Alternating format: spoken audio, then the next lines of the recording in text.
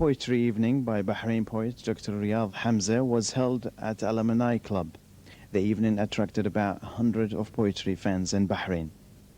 This poem is called Chaos.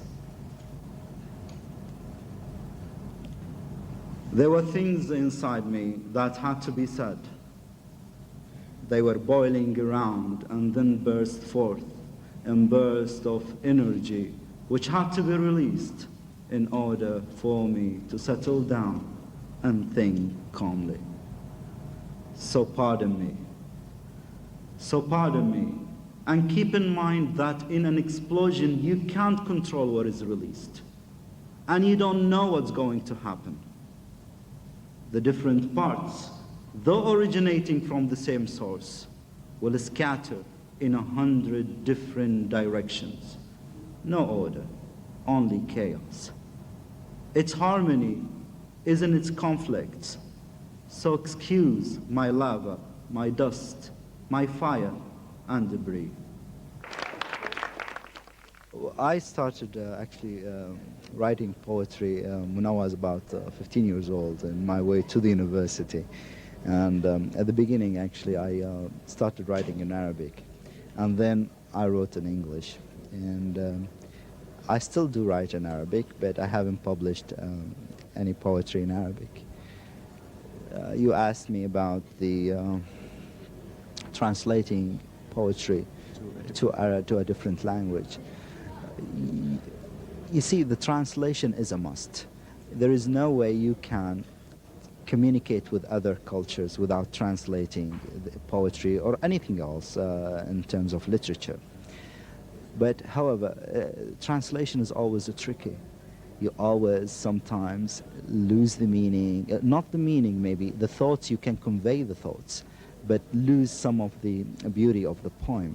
After all, poetry is not its emotion and the skill of using the words. So, and that's why I always feel that translation is fine, and you have to be flexible in translation. You don't have to go and translate word by word. The translator should feel free in translating, because you really need to create a poem at the end too. The next poem I want to read is about an old man. It's called Old Man. Like dogs and cats in a desperate twilight, the stone chairs along the seashore looked lonely, and the sunset as though it would never again rise. The moment grew longer and became hours, and the cool breeze lost its way and circled until it grew weary and collapsed. A prisoner, pain is his prison, and a free man, his world is pain.